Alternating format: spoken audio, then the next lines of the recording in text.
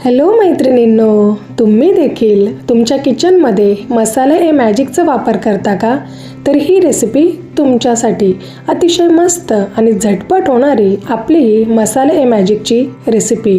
मार्केटमधल्या मसाल्यामध्ये भरपूर प्रमाणात प्रिझर्वेटिव्ह टाकलेले असतात, तसेच त्यात अजिनोमोटोचा देखील वापर केलेला असतो, ज्याचा आपल्या आरोग्यावर खूप वाईट परिणाम होतो. तर ही घरच्या घरी तयार करता येईल अशी ही आपली रेसिपी. मसाले ए मॅजिकमुळे तुमच्या रोजच्या भाज्या वरण अतिशय घरातले आवडीने खातात आणि ही रेसिपी जर घरच्या घरी केली तर नक्कीच याचा आपल्याला फायदाच होणार आहे. याआधीही आपण अगदी घरच्या घरी तयार करता येतील असे भरपूर मसाल्यांची रेसिपी शेअर केलेली आहे. त्याची लिंक तुम्हाला डिस्क्रिप्शन बॉक्समध्ये किंवा व्हिडिओच्या शेवटी मिळून जाईल. चला तर मग आजची आपली किचन ए मॅजिक मसाल्याची रेसिपी सुरू करूया. पण त्यासाठी अशाच नवनवीन आणि यापुढील रेसिपीसाठी चॅनलला सबस्क्राईब नक्की करा. आता सगळ्यात आधी आपण मसाला भाजणार आहोत. त्यासाठी इथे मी कढई ठेवून घेतलेली आहे आणि गॅस अगदी कमी केलेला आहे. नंतर आता यात धने घेतलेले आहेत, मेथीचे दाणे टाकलेले आहेत आणि आपलं जे रेग्युलर भाजीचं जिरं आहे ते घेतलेलं आहे.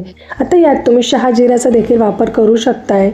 नंतर इथे मी बडीशोप घेतलेली आहे, लवंग आहेत, काळी मिरी घेतलेली आहे आणि इथे हिरवी वेलची घेतलेली आहे. नंतर दालचिनीचे तुकडे करून घेतलेले आहेत आणि इथे सुंठ घेतलेलं आहे, पण ते मी इथे अख्खं घेतलं होतं म्हणून थोडंसं कुटून घेतलेलं आहे. आता इथे सर्व वस्तू मी अख्ख्याच घेतलेल्या आहेत आणि त्या अगदी कमी गॅसवर भाजून घेणार आहे. आता बऱ्याच वेळेस आपल्याला धण्याची पावडर असते किंवा दालचिनीची पावडर असेल, सुंठची पावडर असेल, तर त्यावेळेस त्या जर पावडर असतील तर त्या तुम्ही नंतर ॲड केल्या तरीही चालेल. आता इथे मी अख्ख्या घेतलेल्या आहेत म्हणून त्या अशा प्रकारे भाजून घेणार आहे. आता अगदी कमी गॅसवर 2 ते 3 मिनटं हे भाजलेलं आहे आणि इथे हातात घेऊन बघितलं आहे तर ही छान गरम लागते, पण अगदी चटका बसत नाही आहे. तर अशा वेळेसच आपण हे लगेच काढून घ्यायचं आहे, जेणेकरून आपले सर्व मसाले व्यवस्थित भाजून होतं, त्यातलं मॉइश्चर पूर्ण कमी होतं आणि त्यातला अरोमा तसाच राहतो. आता यानंतर इथे तमालपत्र घेतलेलं आहे, त्याचे मी थोडे तुकडे करून घेतलेले आहेत जेणेकरून भाजायला सोपं पडेल. आणि इथे लाल तिखटसाठी मी हिरवी मिरची घेतलेली आहे. जर तुमच्याकडे अख्खी मिरची नसेल तर तुम्ही या अख्ख्या मिरचीऐवजी नंतर जेव्हा पावडर टाकणार आहोत त्यावेळेस तुम्ही आपलं रेग्युलर लाल तिखट घेतलं तरीही चालेल. आता हे देखील अगदी कमी गॅसवर व्यवस्थित असं भाजून घेतलेलं आहे. तमालपत्र छान आता भाजला गेलेला आहे. आता हे देखील काढून घ्यायचं आहे आपल्या आधीच्याच मसाल्यामध्ये. अगदी झटपट आपला मसाला तयार होतो आणि आता इथे पूर्ण आपला मसाला जो आहे तो गार झालेला आहे. आता गार झाल्यावर मगच हा मसाला दळायला घ्यायचा आहे, त्यामुळे त्याला पाणी येणार नाही आणि व्यवस्थित असा खूप दिवस टिकून राहील. आता हा मसाला दळण्यासाठी मी इथे मिक्सरचं लहान भांडं घेतलेलं आहे. त्यात खूप छान फाईन पावडर होते म्हणून शक्यतो लहान भांड्याचाच वापर करा आणि हे अशा प्रकारे व्यवस्थित मी मिक्सरमध्ये दळून घेतलेलं आहे. आता दळल्यानंतर इथे मी अशा प्रकारे गाळणीने गाळून घेणार आहे, जेणेकरून व्यवस्थित अशी आपल्याला बारीक पावडर मिळेल आणि इथे आपला हा मसाला गाळून घ्यायचा आहे.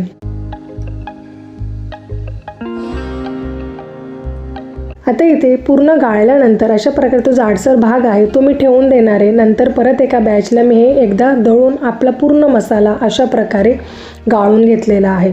आता पूर्ण जो आपला गाळलेला मसाला होता तो आता अशा प्रकारे मोठ्या मिक्सरच्या भांड्यात मी टाकून घेणार आहे. यात आता आपण बाकीचे जे पावडर आहेत ते पावडर टाकणार आहोत. त्यासाठी आता मिक्सरमध्ये परत एकदा फिरवून घेणार आहे. तर सर्वात आधी इथे मी कांद्याची पावडर घेतलेली आहे. आता इथे मी जेवढ्या पावडर सांगितलेल्या आहेत त्या सर्व पावडर तुम्हाला सुपर मार्केटला मिळून जातील, त्यामुळे या सहज आपल्या जेव्हा उन्हाळ्यात मसाले करतो त्यावेळेस त्या पावडर तर सहज मिळून जातात. आणि यानंतर इथे लसूण पावडर घेतलेली आहे, आमचूर पावडर घेतलेला आहे. इथे कॉर्नस्टार्च टाकतात खरं तर मसाले मॅजिकमध्ये, पण इथे आपण कॉर्नफ्लॉवरचा वापर केलेला आहे. नंतर त्यात हळद घेतलेली आहे आणि मीठ घेतलेलं आहे प्रिझर्वेटिव्हसाठी आणि इथे मी पिठी साखरचं वापर केलेला आहे आणि गव्हाचं पीठ घेतलेलं आहे. आता पिठी साखर ऑप्शनल आहे, तुम्हाला नको असेल तर नाही टाकलं तरीही चालेल, पण आपला जो मार्केटमधला मसाला आहे त्यात टाकतात म्हणून मी इथे घेतलेला आहे. आता पूर्ण मसाला मी अशा प्रकारे तयार करून घेतलेला आहे. अतिशय सुंदर आणि वास तर खूपच सुंदर येतोय. आणि ती रोजच्या भाज्या असतील, वरण असेल, तर नक्कीच या मसाल्याचा तुम्हाला खूप फायदा होणार आहे आणि घरातली रोजची जी रेग्युलर भाजी ती व्यवस्थित अशी चवदार होणार आहे. मस्तपैकी अशा आपल्या एअरटाईट कंटेनरमध्ये रेग्युलर यूजसाठी मी इथे छोट्या भरणीत भरून घेणार आहे. मस्तपैकी आपला हा मसाला आता तयार झालेला आहे. तर नक्कीच ही रेसिपी ट्राय करा आणि याआधी आपल्या ज्या मसाल्या आहेत शेअर केलेले ते देखील नक्की बघा. तुम्हाला जर ही रेसिपी आवडली असेल तर तुमच्या कमेंट माझ्यापर्यंत नक्की पोहोचवा आणि तुमच्या मैत्रिणीं आणि नातेवाईकांसोबत ही रेसिपी नक्की शेअर करा. चला तर मग भेटूया परत अशाच एका नवीन रेसिपीत. तोपर्यंत take care and bye bye.